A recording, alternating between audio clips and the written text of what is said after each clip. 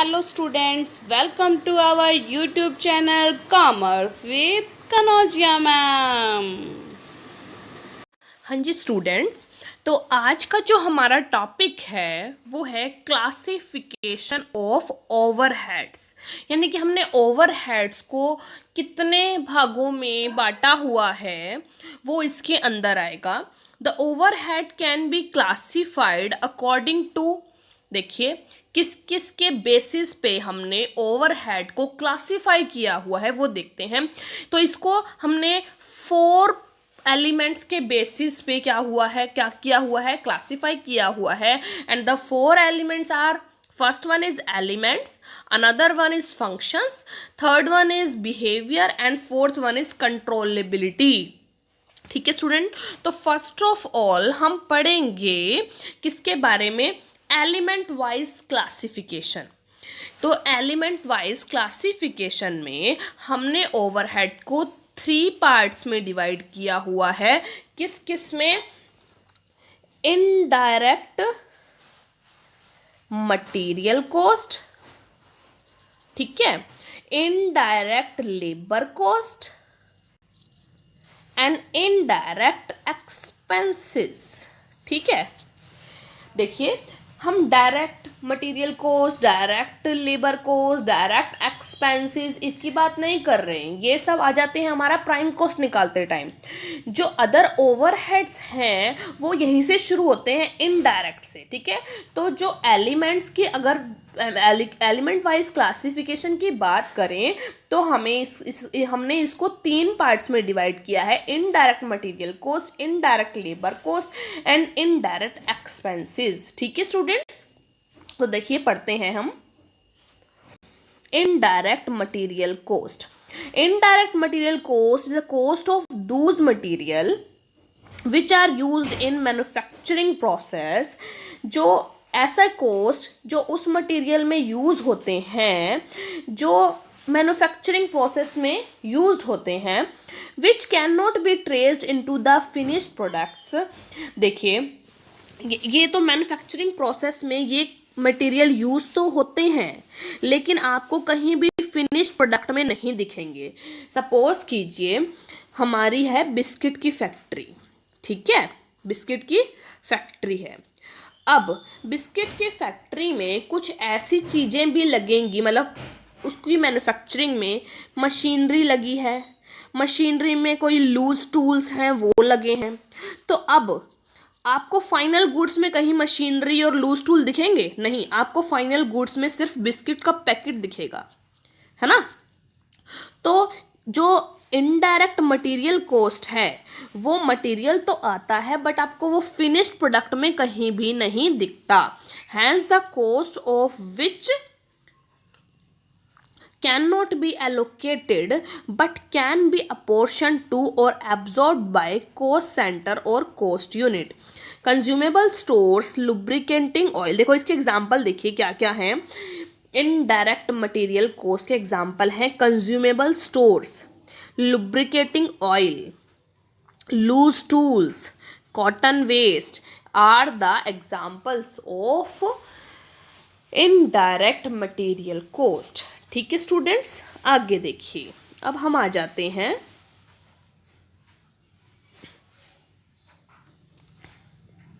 Indirect labour cost पर।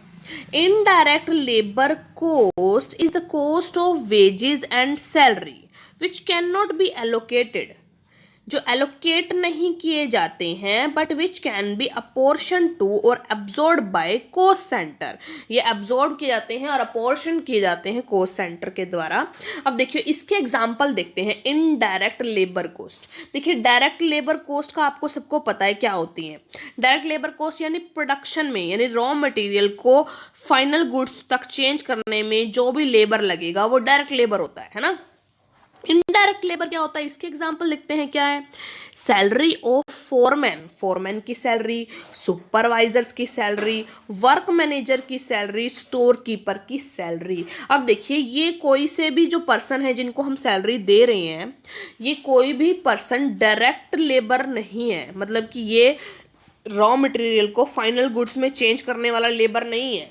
ये तो बस उसको मैनेजमेंट को ढंग तरीके से अच्छे तरीके से काम करवाने के लिए जो लगाए गए पर्सन हैं उनकी सैलरी या वेजेस हैं, like supervisor, work manager, store keeper. ठीक है, आगे देखिए, मतलब डायरेक्टली देखो, इनडायरेक्ट लेबर क्या है, जो डायरेक्टली रिलेट ना करता हो प्रोडक्शन से, इनडायरेक्टली रिलेट करता हो प्रोडक्शन से। ठीक है, आगे देखिए, डायरेक्ट एक्सपेंसेस क्या हैं। अब इनडायरेक्ट एक्सपेंसेस क्या हैं, इनडायरेक्ट एक्सपेंसेस लाइक देखिए, फैक्ट्री रेंट, फैक्ट्री का रेंट। अब ये इनडायरेक्ट है, ये प्रोडक्शन से रिलेटेड मीन्स, देखो डायरेक्ट का मतलब है रॉ मटेरियल का खर्चा, ठीक है, रॉ मटेरियल का खर्चा, ठीक है, और उससे रिलेटेड जितने भी खर्चे हैं, कैरेज लगा है उसको कैरेज इन्वॉल्व हो गया, इससे रिलेटेड जो सारे खर्चे होंगे वो होंगे डायरेक्ट एक्सपेंसेस। ठीक है, यानी कि रॉ मटेरियल को फैक्ट्री तक लेके आना और उसको फाइनल गुड्स में चेंज करना, वो सब खर्चे आ जाएंगे हमारे कौन से, डायरेक्ट खर्चे, डायरेक्ट एक्सपेंसेस। और उसके बाद के जो खर्चे हैं वो क्या कहलाएंगे, इनडायरेक्ट एक्सपेंसेस। तो देखिए, factory rent, lightning, heating, machinery पे डेप्रिसिएशन लगता है, इंश्योरेंस लगता है, other factory expenses, all administration, selling and distribution expenses under this group. यानी कि प्राइम कॉस्ट जब निकल जाता है उसके बाद के अदर जो एक्सपेंसेस होते हैं वो सारे इनडायरेक्ट एक्सपेंसेस होते हैं, like office and administrative expenses, ठीक है, एडमिनिस्ट्रेटिव एक्सपेंसेस, ठीक है, सेलिंग एक्सपेंसेस, डिस्ट्रीब्यूशन एक्सपेंसेस, ठीक है, ये सारे एक्सपेंसेस किस में आ जाते हैं, इनडायरेक्ट एक्सपेंसेस में। ठीक है स्टूडेंट्स, अब देखिए, ये तो था एलिमेंट के बेस पे हमने ओवरहेड्स को 3 पार्ट्स में डिवाइड किया हुआ था। ठीक है, अब आ जाइए function wise based classification. Function wise classification देखिए इसकी क्या है। First one is work or factory overhead. It is also known as production overhead or manufacturing overhead. इसमें क्या होता है, मतलब कि फैक्ट्री से रिलेटेड सारे खर्चे इसके अंदर आते हैं। The production overhead is the indirect cost which includes indirect material, indirect labour and indirect factory expenses.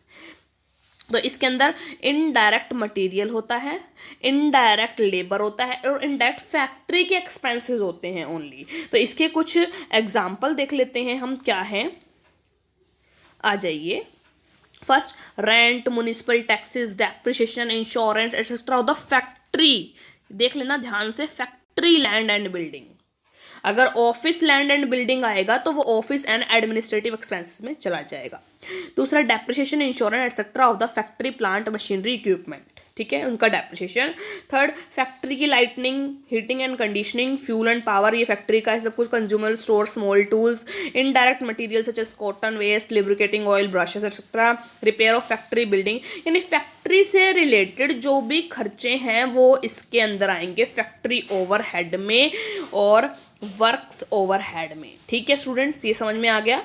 आगे देखिए, अब आ गया अपना, और ये किसके है, फंक्शन वाइज क्लासिफिकेशन है। फंक्शन वाइज क्लासिफिकेशन में हम इसको 4 भागों में डिवाइड करते हैं। देखिए, जो फर्स्ट पढ़ा एलिमेंट में उसमें 3 पार्ट्स में डिवाइड करते हैं, और इसमें 4 में किस में, वर्क्स या फैक्ट्री ओवरहेड, ठीक है, और फिर ऑफिस एंड एडमिनिस्ट्रेटिव ओवरहेड, तीसरा सेलिंग ओवरहेड, और चौथा है डिस्ट्रीब्यूशन ओवरहेड। ठीक है, समझ में आ गया। 4 भागों में डिवाइड करते हैं, किसमें, फंक्शन वाइज में। फंक्शन वाइज क्लासिफिकेशन है ये चारों। ठीक है, अब देखिए office and administrative expenses overhead क्या होते हैं, ये देखिए, यानी कि ऑफिस से रिलेटेड जो भी खर्चा होगा, एडमिनिस्ट्रेशन से रिलेटेड जो भी खर्चा होगा वो इस ओवरहेड में डाला जाएगा। Account office expenses, audit fees, office की salary, postage, stationery, telephone, email, fax, legal expenses, general administrative expenses, depreciation, insurance, rent etcetera of the office building. पिछले में हमने पढ़ा था फैक्ट्री बिल्डिंग, ठीक है, equipment and office furniture, bank charges, office air conditioning and electricity expenses, ये सब office की जो भी एयर कंडीशनिंग कर रहे हैं, इलेक्ट्रिसिटी एक्सपेंसेस हैं, वो सब इसके अंदर आएंगे। ठीक है, ऑफिस से रिलेटेड सब खर्चा इसमें आएगा। आगे आते हैं हम सेलिंग ओवरहेड में।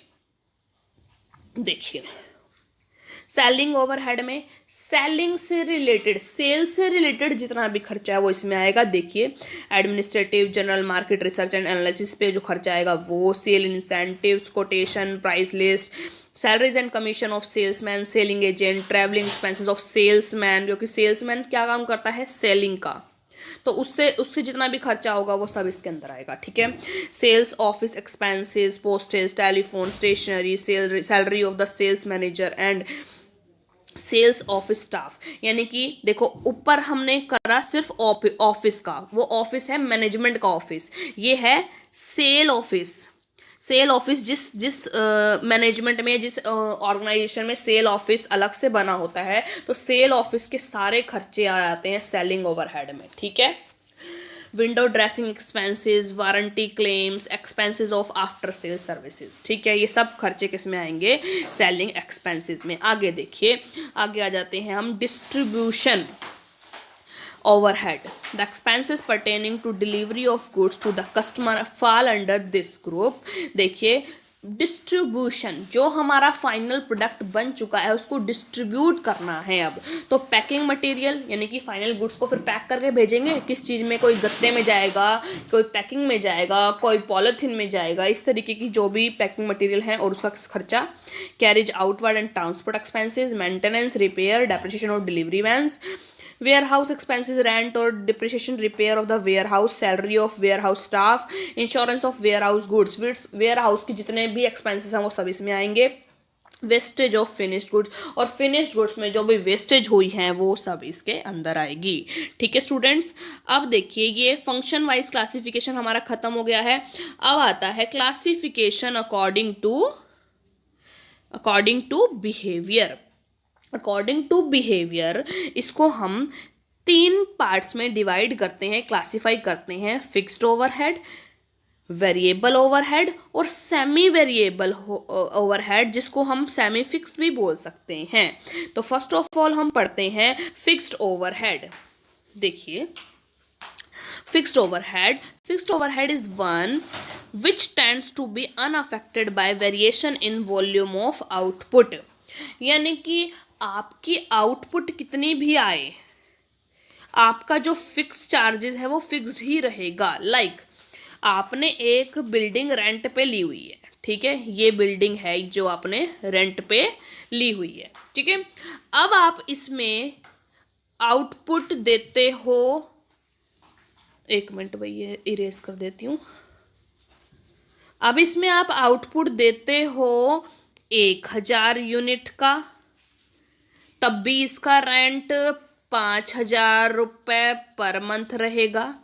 अगर आप इसमें 1000 यूनिट ना करके 1500 यूनिट आउटपुट देते हो, तब भी उसका जो रेंट है वो 5000 पर यूनिट रहेगा, पर मंथ रहेगा।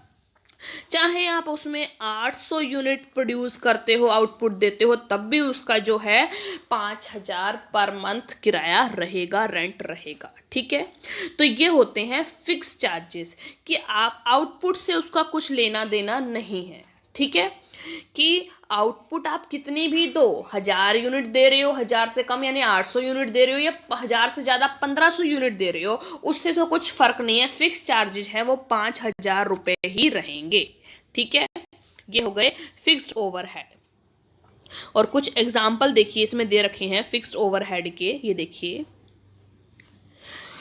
Example, rent of the building, the salary of the office staff. देखिए आपके जो ऑफिस स्टाफ की सैलरी है, ठीक है, मान लो आप सबकी टोटल करके जितने भी स्टाफ हैं उसकी सैलरी आपकी सबकी 1 लाख रुपए जाती है, ठीक है, 1 लाख रुपए 1 लाख जाती है।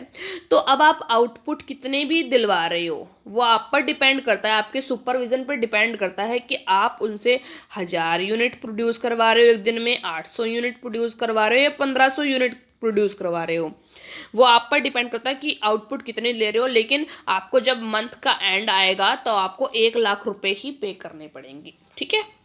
यानी वो फिक्स्ड ही रहेंगे। आगे देखिए,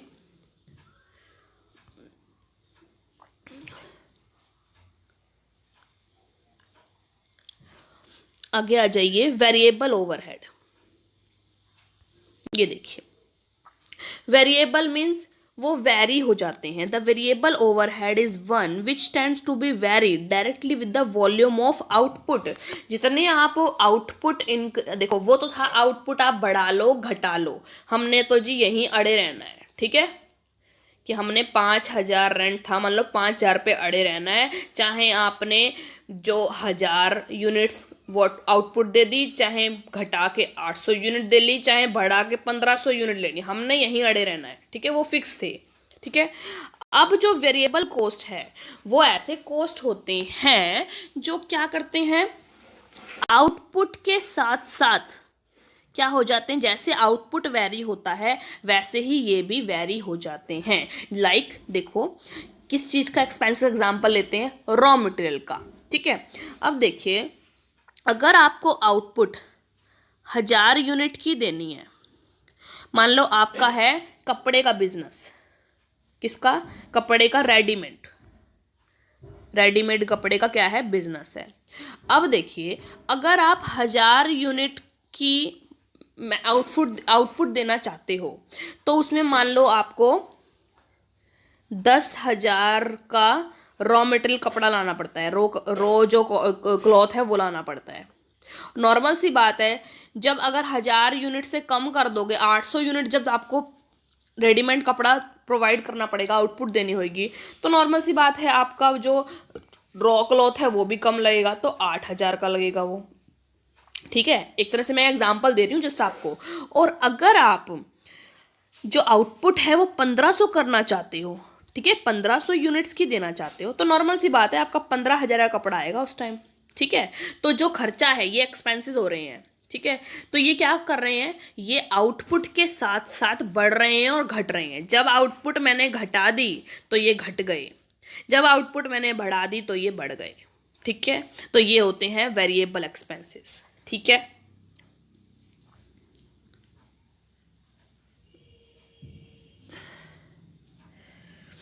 देखिए, कुछ एग्जाम्पल भी दे रखे हैं इनके,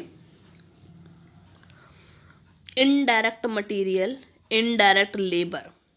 देखिए, इनडायरेक्ट मटेरियल और इनडायरेक्ट लेबर ये सब कुछ क्या है, वेरिएबल ओवरहेड के एग्जांपल हैं, क्योंकि अगर आउटपुट कम दे रहे हैं तो इनकी जो मटेरियल की, जो इनडायरेक्ट मटेरियल की जो रिक्वायरमेंट है वो भी कम हो जाएगी। फ्यूल एंड पावर, देखिए अगर आउटपुट ज़्यादा देंगे तो मशीन में फ्यूल भी ज़्यादा लगेगा और पावर भी ज़्यादा लगेगी, ठीक है। और ऐसे ही अगर आउटपुट कम दे रहे हैं तो मशीन में जो फ्यूल है और पावर है वो कम लगेगा, नॉर्मल सी बात है। लाइटनिंग का भी ऐसा है, हीटिंग का भी ऐसा है, ओवर टाइम का भी ऐसा ही है, ठीक है। आगे देखिए, सेमी वेरिएबल ओवरहेड, जिसमें दोनों गुण पाए जाते हैं, जिसमें दोनों गुण पाए जाते हैं, किस चीज़ के, फिक्स्ड के भी और किसके भी, वेरिएबल के भी। देखिए कैसे पढ़ते हैं इसको। It is an overhead which is partly fixed and partly variable. It means that the part of the expenses does not change while the other part of the same expenses change. ये इसका मतलब एक part change नहीं होता जबकि दूसरा part change जाता है with the change in the volume of output. कि एक पार्ट तो चेंज नहीं होगा और एक पार्ट चेंज हो जाएगा जब आउटपुट चेंज होएगी, when output is changed, ठीक है। आगे देखिए क्या बोलता है, semi variable overhead are also known as semi fixed overhead. There is hardly any difference between these two terms. However if the fixed part of the item of expenses is more than the variable, it may be called the semi fixed. Similarly, where the variable part is greater than the fixed part, it may be named semi variable. देखिए, जब variable part, देखिए इसको बोलते हैं semi variable, semi fixed, यानी कि semi variable और semi fixed overhead दोनों नाम बोल सकते हैं। जब वेरिएबल कॉस्ट का पार्ट ज़्यादा होगा तो सेमी वेरिएबल बोल देंगे, जब फिक्स्ड कॉस्ट का पार्ट ज़्यादा होगा तो सेमी फिक्स्ड बोल देंगे, ठीक है। आगे आ जाइए, आगे देखिए, फिफ्थ जो है classification according to controllability. Controllability के बेस्ड पे ये दो पार्ट में क्लासीफाई होता है, controllable and uncontrollable. The controllable cost is the one which can be controlled by action of specified member of the department और organisation. The variable cost fall under this category. इसमें variable cost आती है, यानी कि variable cost जो है वो हमारे कंट्रोल में होती है। कैसे? मान लो रॉ मटेरियल की है, रॉ मटेरियल का खर्चा है, अब हमारे कंट्रोल में है कि अगर 800 यूनिट करनी है तो कम मटेरियल लगेगा, अगर 1000 यूनिट करनी है तो ज़्यादा लगेगा, और 15,000 लगेगी, 1500 करनी है तो उससे भी ज़्यादा लगेगा। तो ये हमारे कंट्रोल में, हम इसे बढ़ा सकते हैं और घटा सकते हैं, ठीक है। और अनकंट्रोलेबल है वो क्या कहलाता है? देखो, extra ordinary expenses losses if any indirect expenses which is abnormal nature. कोई एक ऐसा इनडायरेक्ट एक्सपेंसेस है जो एबनॉर्मल नेचर का है और एक्स्ट्रा ऑर्डिनरी है, then such expenses should not be included in production overhead but should be transfer to costing profit and loss account. ठीक है, कि यानी कि जो ऐसे नेचर का है, जो एबनॉर्मल नेचर है और उसको हम बोल देंगे एक्स्ट्रा ऑर्डिनरी है, तो उस एक्सपेंसेस को हमें प्रोडक्शन ओवरहेड में क्या करना चाहिए? इंक्लूड करना चाहिए, but should be transfer to costing profit and loss account में। तो अब देखिए, ये हो गया एक्स्ट्रा ऑर्डिनरी एक्सपेंसेस। और क्या है हमारा? और है कि कंट्रोलेबल हमने पढ़ लिया कि वेरिएबल कॉस्ट क्या होता है? कंट्रोलेबल होता है। और अनकंट्रोलेबल होता है वो है फिक्स्ड कॉस्ट। अब फिक्स्ड कॉस्ट को हम कंट्रोल नहीं कर सकते, वो तो देखो हम चाहें आउटपुट कम दे लो, आउटपुट ज़्यादा दे लो, बीच की दे लो, कुछ भी दे लो, अगर फिक्स्ड कॉस्ट है तो वो आपको भरनी ही पड़ेगी। एक बार ऐसा होता है, अगर आपकी जो ऑर्गेनाइजेशन है वो बिल्कुल लॉस में जा रही है और वाइंडिंग अप भी होने वाली है, इस तरीके का चल रहा है, तो आप जो फिक्स्ड कॉस्ट को लगने से रोक नहीं सकते। वेरिएबल कॉस्ट को तो ख़त्म कर सकते हो कि कम कम आप आउटपुट दो, ठीक है, उससे रॉ मटेरियल वगैरह कम लगेंगे, जो जितना भी डायरेक्ट एक्सपेंसेस है वो कम लगेगा। लेकिन फिक्स्ड कॉस्ट को आप नहीं बचा सकते, नहीं रोक सकते, ठीक है, अपने कंट्रोल में नहीं है फिक्स्ड कॉस्ट। ठीक है, जैसे कि रेंट, अगर मान लो अब आपकी जो बिल्डिंग है वो रेंट पे ले रखी है, ठीक है, अब उसमें, अब उस जो ऑर्गेनाइजेशन से आपको प्रॉफिट हो रहा है, लॉस हो रहा है, कुछ भी हो रहा है, वो आपको रेंट पे करना ही पड़ेगा। ठीक है, वो आपके कंट्रोल से बाहर है। समझ में आया स्टूडेंट्स? तो ये हो गया हमारा क्लासिफिकेशन अकॉर्डिंग टू कंट्रोलेबिलिटी। तो इस जो आज के टॉपिक में हमने क्या पढ़ा? देखिए, हमने पढ़ा एलिमेंट के बेस पे क्लासिफिकेशन। एलिमेंट के बेस पे क्लासिफिकेशन क्या क्या था भाई? इनडायरेक्ट मटेरियल कॉस्ट, ठीक है, और क्या था? इनडायरेक्ट लेबर कॉस्ट और इनडायरेक्ट एक्सपेंसेस। ठीक है, फिर फंक्शन के बेस पर था, फंक्शन के बेस पर कौन सा था भाई? वर्क एंड फैक्ट्री ओवरहेड, यही था। फिर उसके बाद ऑफिस एंड एडमिनिस्ट्रेटिव ओवरहेड, यही था। देन सेलिंग ओवरहेड,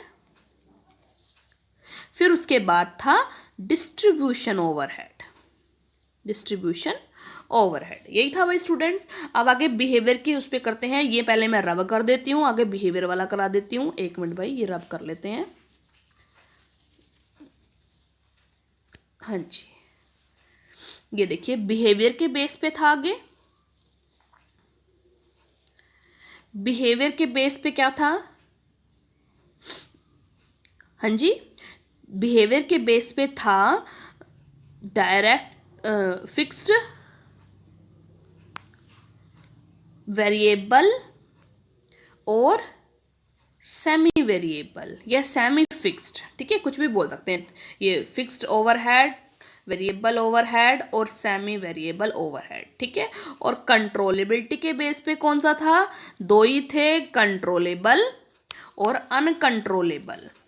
कंट्रोलेबल वो होते हैं, वेरिएबल कॉस्ट जो होता है वो कंट्रोलेबल होता है, और फिक्स्ड कॉस्ट जो होता है वो अनकंट्रोलेबल होता है। समझ में आ गया स्टूडेंट्स?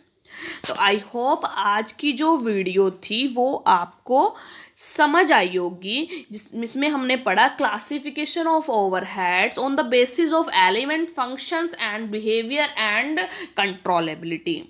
तो स्टूडेंट्स ज़्यादा से ज़्यादा मेरी वीडियो को शेयर कीजिए, लाइक कीजिए एंड सब्सक्राइब कीजिए मेरे चैनल को, commerce with Kanaujia ma'am. Thank you students.